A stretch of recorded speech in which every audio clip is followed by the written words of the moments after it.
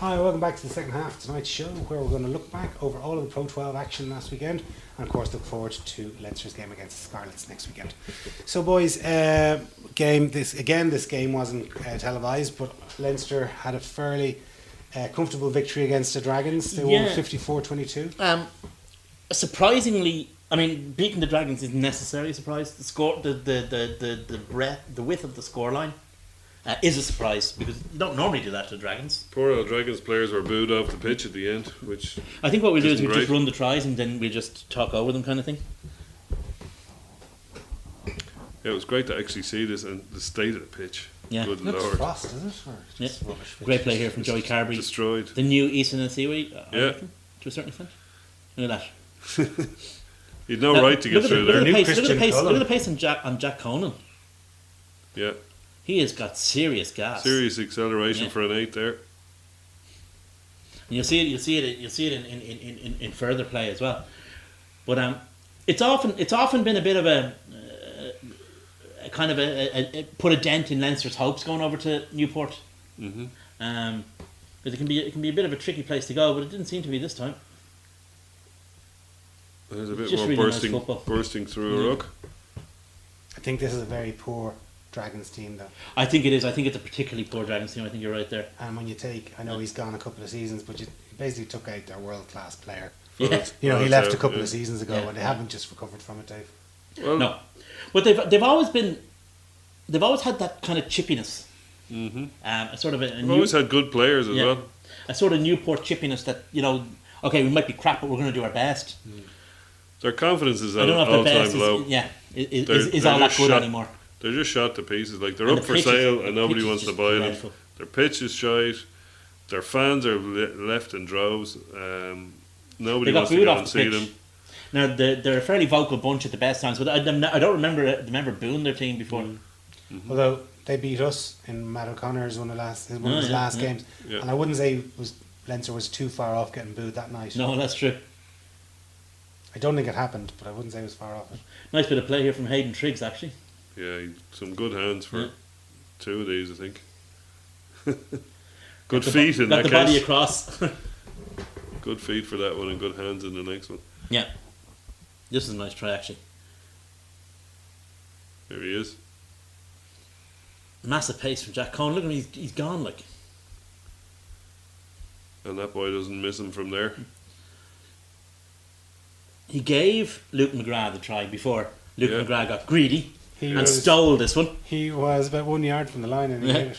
Keith, or Jack Conan, probably Oh, hit him kill a him. dig.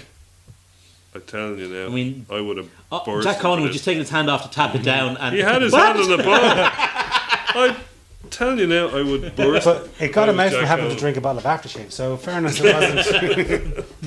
But that's just like the normal post-match drink in Newport.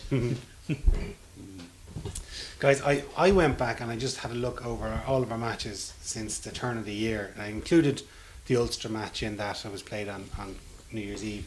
We've scored 44 tries in the 7 games since then. That's That's ridiculous. averaging 6.3 tries a game. I think that's more than we've scored in a season. That was tries 93 through 100 for Leinster this season. Wow.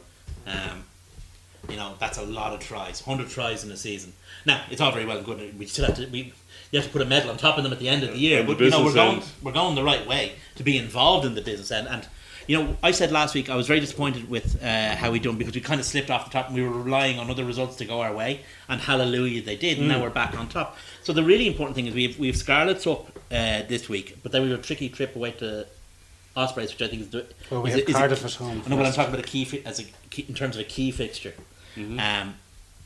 But if we, Now I we've mean, Ulster away and Connacht away, which are going to Yeah. be derbies. So Yeah. regardless of where they are in the table, Yeah. they're going to fight like dogs Yeah. to try and beat but us. at least it's in our own hands Yeah, again, and that's the important thing. Yeah. That Ospreys game is looking like the crucial game of the season because That could be the one that decides. There could be a lot of decisions about home semi-finals. We're 1 point ahead of the Ospreys, who are 1 point ahead of Munster. Well, so Munster really, any have played- slip up of those 3 teams is going to be Quicken's. Munster have played Ospreys and Leinster twice. Yeah. So the only game that the top 3 are playing each other is us versus Ospreys. So That's kind of advantage. Yeah, but Munster. as we saw in Munster's match against Scarlets last week, it doesn't really matter because you could quite easily get turned over by Scarlets this week, or you could get turned over by whoever. Now there's certain teams that aren't going to turn you over, but it's within that top six. Yeah. I mean, we say for ourselves, Munster, Ospreys, Scarlets, Glasgow, and Ulster. Ulster / depends. We say Ulster just for the sake of argument. Teams can beat one another. Maybe that sixth position changes. It's the one position where, I mean, it was Connacht last year were one of those 6 teams. And then you've got interprovincial derbies as well. And the Welsh teams have their Judgment Day as well. If two sets in which all bets are off. The last day of the season is all local derbies. Yeah. And it's also Scarlets versus Ospreys, and the Scarlets are at home on the last day of the season. So that might prove crucial, because that's the Turks and the Jacks. That's a big local derby. The Scarlets would take more joy out of denying something to the Ospreys than Connacht would take out of helping us, if you know what I mean. Connacht would be more likely to help us, and Scarlets are more likely to not help the Ospreys. That's true. One guy you didn't show in the clip there, Dave, was Mike Ross's 400-yard run. No. YouTube wasn't wide enough. But it was good to see him back. It is, yeah. Sure is. I mean, he's the kind of guy he needs to play to get fit, kind of thing. So I'd say he'll probably get another opportunity on Saturday. He's up to full fitness if he can run 40 yards without stopping for burgers. And one bit of news actually that just kind of leaked out today was Nasiwa appears to have been signed for the season. Yeah, I'll wait for the official thing, but it's great. More importantly, almost in the short term, because let's face it, short term is the thing at the moment, or that we need to be focusing on, is that he seemed to intimate that he'd be available for selection for Saturday, which is great news. That'd be nice. And leaves a lovely selection headache for Leo Cullen in terms of, what does he do at 15, what does he do at 10? Yeah, and we'll have possibly a couple back from Ireland as well. And a couple of guys who've been out long-term injury. I mean, Fergus McFadden made a comeback as well. Good to see him back. We might have Dan Levy back. So it'll be interesting. But once again, like we mentioned, we saw the tries, but like Carberry just looks a class act, and especially when you see him playing at fullback. I don't know where they're going to end, or he's going to end up playing most of his career. But when he comes in from broken play like that, Dave, I mean, it reminded me of Christian Cullen, the way he was. That's what I think. I think that might be the best way for Leinster to use him, because I think Leinster respond better to a Johnny Sexton style out half, which is what Ross Byrne is. And with a full back like that, I think he could be the new Issa Nasiwa. And that's not. I can't give anyone a higher praise than that. Well, if the two of them are fit, you could see Carberry there. Yeah. Well, I mean, this is going forward maybe a few seasons time, and if it's kind of a similar situation to when Madigan and Gothbert were playing. Madigan had the versatility that he could play in a number of positions, whereas Gothbert was kind of limited to 10. I know he played 12 for Wasp, but hasn't played there that often. And 13 indeed, actually, recently. But maybe Madigan got damned by his versatility, and you wouldn't want that to happen again. But big picture, you have to look at the big picture, and big picture is what's best for Leinster. Yeah, and Ireland, obviously, since they're paying the bills. Yeah, well, yeah. But in the long term, what's best? I mean, Ireland. It'll be fun finding out anyway. Sure will. I mean, wouldn't it be nice to go out against Scarlets and have Issa on one wing, Adam Byrne on the other, Joey Carberry at fullback? That could be very tasty. With Ross Byrne controlling things at out half. Yeah. Well, you mentioned the Scarlets. Like I suppose the reason, or one of the reasons that we've leapfrogged everyone into first place in the table is Munster had a home defeat to the Scarlets. They were beaten 30 points to 21. I went into the kitchen to open a bottle of wine and have a chat with my missus, and when I came back out, when I went in it was 21-6, and when I came out the Scarlets had scored 3 tries in the 5 minutes I was in there. That's because you didn't pause your telly, you see. Well, I know that, but I had to go back and rewind. What the hell happened here? Yeah, it was real. It was Keystone Cops kind of stuff. They just took their foot off the gas, and had they that time over again, like the 3 tries in 5 minutes is just crazy. Like it really is. I'd say they're sickened. To be honest, I really would, because they're a better team than that. But more worryingly though, like whatever about conceding those 3 tries, they didn't score a try. They didn't score After anything. that, yeah. They scored all the points in the first half an hour, Yeah. and didn't score anything for the next.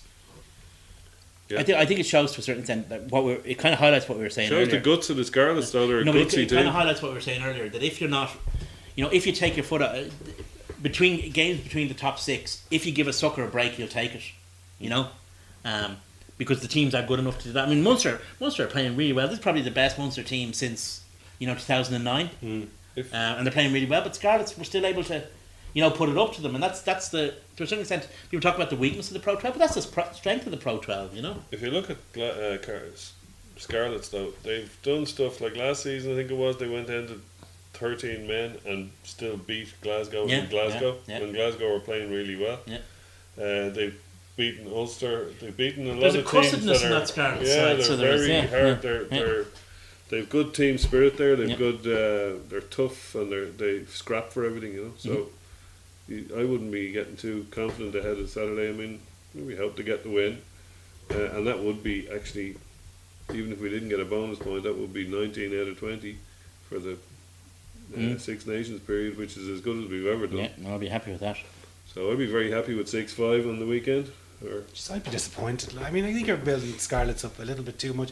Scarlets are Yeah, still they're fourth, 6-0 then, okay. but the Scarlets are in fourth position. Like they're 7 points behind us in the table. Like Point they're is, not. I'd be happy with the win rather than the bonus. I wouldn't be disappointed if we don't get a bonus point.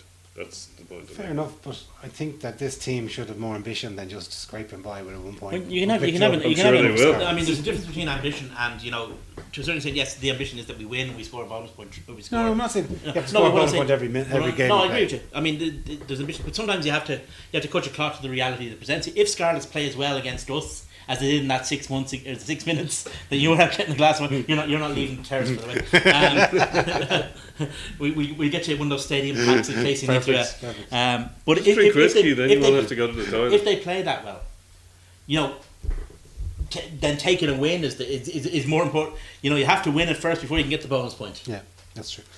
Somebody just quickly going through some of the other games. Ospreys had a nice victory over Glasgow, Never in doubt. 26-15. But Glasgow's form they're just plateauing now. Like they're languishing in 6th. Yeah, and they're not looking like they're going to get anywhere soon. But They have a small post Six squad. Nations, Oh, I know. They are they get all their decimated. players back, They and lose a lot of players and they have a small squad. I mean, so I wouldn't be writing them off. But they'll probably hang on to 6th for European qualification. But you wouldn't know. You wouldn't know. Well, like a lot of the other two matches, Zebre beaten comprehensively by Ulster over in Zebre 17-40, and Treviso beaten by Connacht. So Connacht are kind of slowly chipping away, possibly getting up into that 6th place, but maybe trying to make the playoff position of 7th. And All right. yeah, depending. So 7th, and Edinburgh were beaten by Cardiff in Edinburgh. Cardiff won a team, a game. John's dark An away horses. game. Yeah.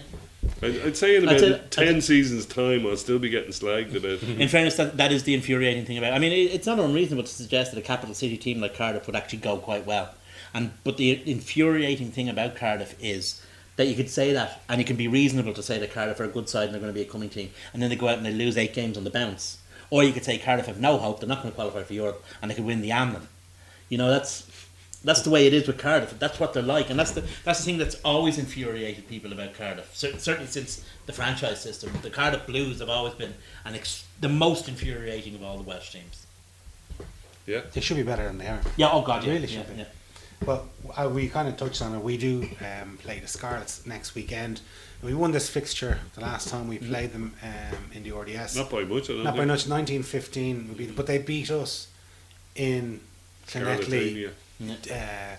during the autumn internationals. I think they beat us 38-29 Yeah. with Andrew Porter scoring a try in the last minute. That's why we came back from and scored 4 tries. In the last Yeah. 5 minutes or something like that.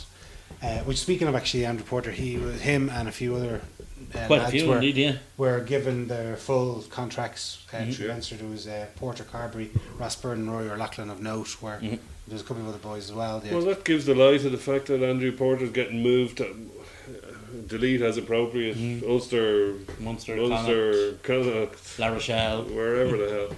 I'd like to see him moved to tight head, but that's just a personal That thing. might happen.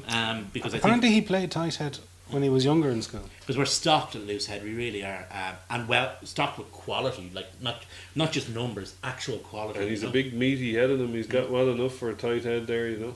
Plus, he's pretty mobile, and you know, so Yeah. the new type of tight head like Yeah. Furlong who can run 80 yards and clatter someone, you know, that's what you want to see. Yeah. And he loves it as well. He loves the contest of strength. He'd suit tight head down to the. He reminds me of Sheridan a little bit. Mm. They're kind of very, Not very as tall. powerful. Yeah, Sheridan was a pure power guy though. Yeah. I'm not in today's game. Being a pure power guy at tight head isn't enough. That's true. Technique. Yeah, it's it's all about technique now.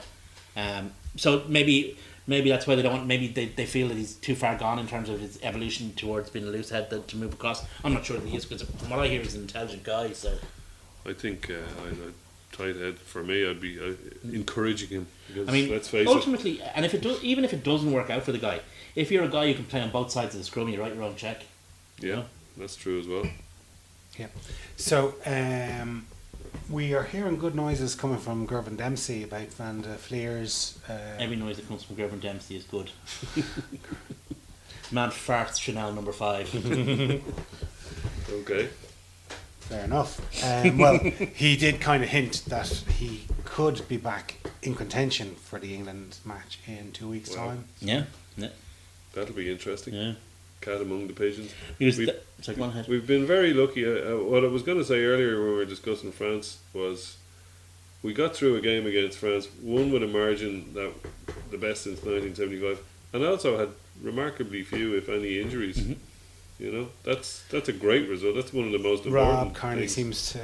Rob Kearney's the injured only again. one I can think of. Yeah. Conversely, when Leinster played Edinburgh in the ODS, the guys, I mean, we were just, it was a constant, it was almost like a bucket chain of stretchers to carry lads off the pitch. Yeah. You know, so Yeah. swings and roundabouts But it's there. amazing. Like one game, you think that there's going to be full-blooded international Yeah, match yeah. where it's gladiator stuff, and the other one was a fairly Innocuous. innocuous, slaughtered Edinburgh sort of thing, Yeah. and yet there was 4 or 5 injuries before half time. Yeah, Really, yeah.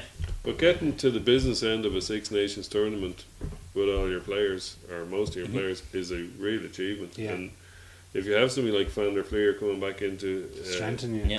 contention, unfortunately England are probably going to get a couple of there. Like I know they've got McAvoy and Paolo back, but they I might, don't think they're getting Billy. might get Billy for our game. He's from what he's saying, he doesn't seem confident. Now, how much of that is just in terms of somebody saying something to try and misdirection. If you I do get don't him know. now, he'll have no match fitness. No. You know, he won't play a full 80 at least. I'd say those lads are a bit like Mike Ross. I think the two brothers do need a lot of match fitness. They're the And big to a lads. certain extent, I mean, we can match England power at the back of the scrum. I mean, that's what CJ Standards for. Can they match our intelligence off the back of the scrum? Mm. You know. All we just have to do is not contest any rooks. Yeah. Well, that's. I mean, That pissed It- it it- off. Wouldn't it be? is Billy Vin? Almost as much as it would piss them Billy off if we Vunipola signed is a Ruben big, Pino. powerful guy, but is he any more bigger? Is he any more powerful than CJ? He's bigger, but is he any more powerful than CJ Standard? I don't know. I don't think I'd like to take either of them on and No, well, find well, out. but I know one thing. He's not as smart as Jamie Heaslip. No, that's true. Few people are. So whether he comes back or not. I mean, whether it's him, whether it's Nathan Hughes. I'd love it if they stocked the back row of big lads and we just run around them. Mm. Preferably a metre out from the scrum. Any From the update ruck. on Dave Kearney, actually? Yeah, he got re-injured, didn't he? Yeah, he did. He did, yeah. yeah. Against Edinburgh. Yeah. We haven't heard any updates so No, far. I haven't. Anyway. No.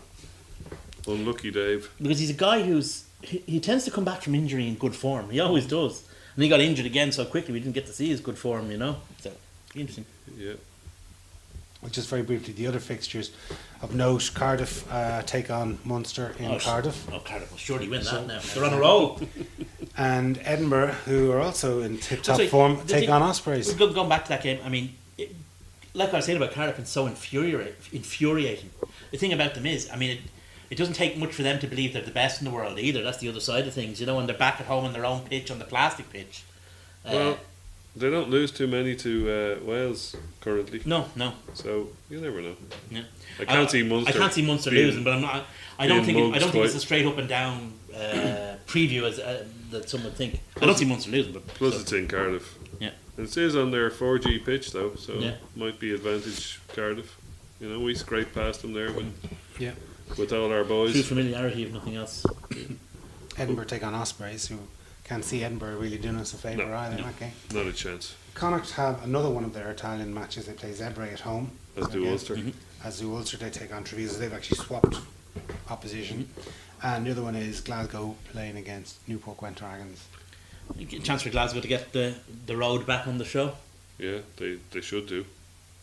If the Dragons play like they did last weekend. Yeah. Ulster also have an extra fixture, one that was called off, and that's the following week, in the week where there's no rugby. There's a 3-week break. I think Connacht In have a the Pro match 12. that weekend too, don't they? 'Cause I I think didn't they're. think theirs has been fixed yet. Oh, has it not? I Okay. don't think so. They had one postponed in. They had Zebre, was it? Yeah, but see, both games are Zebre, so they can't be the same okay, week. of course, yeah. I don't think it would make any difference one way or another. Just give the 5 points over Yeah. immediately. So yeah, it's. I mean, to a certain extent, what Munster, from a Leinster perspective, what Connacht and Ulster do really only affects us in what they do to the teams they're playing. Yeah, but I suppose. There's a little cadre of teams in the top. We but- say 4. They're kind of moving away. But there's one thing though, that if say Connacht are coming back and they win all these matches that they have, I think they played 3 Italian or 2 Italian teams. They play one of them twice, and then they play the Dragons. So if they win all those matches, it's kind of pushing them up the table where they have a hell of a lot more to play for when they eventually They play play us. I'd As certainly like them opposed to to just say they lost a couple of those matches and they're languishing in 8th position, but they're no matter what they do, they're not going to get back up into that I'd certainly anyway. like them to be secure in whatever position is going to be best for them by the time we come to play them, so they have kind of nothing to play for. Yeah. Whether that's top 6 or 7th or 8th, preferably 7th, I suppose. You know, Yeah, I don't think it matters. no, whether it doesn't. you're 7 or Either 8. way, anyway. You're away to either England or France. Mm. Would you like to be shot with balls of your own shite or Balls of someone balls of else's. someone else's? I think Connacht would prefer to play an English team. I think they. It depends who you're playing. Like Depends Yeah, on it's exactly. Yeah, the 7th place French team. Stade Francais. could be anybody. I mean, Could be Yeah. anybody. Currently, it's Stade Francais. Isn't it? That's another little nugget of information is the day after we play Wasps, Ospreys are playing in the Challenge Cup against Stade Francais in Australia. Oh no, it's in the Millennium Stadium. Mhm. So that's an extra day's rest for us before we face the Ospreys the following week. So that's just another little wrinkle that might go our way, hopefully. Why are they moving that game because of a clash in the Yeah, Swansea are playing another? Swansea are playing on the FA Sunday. Cup, is it? I can't remember. Some football thing. Soccer. Anyway, boys, as ever, thanks very much, and thanks so much for watching. Cheers.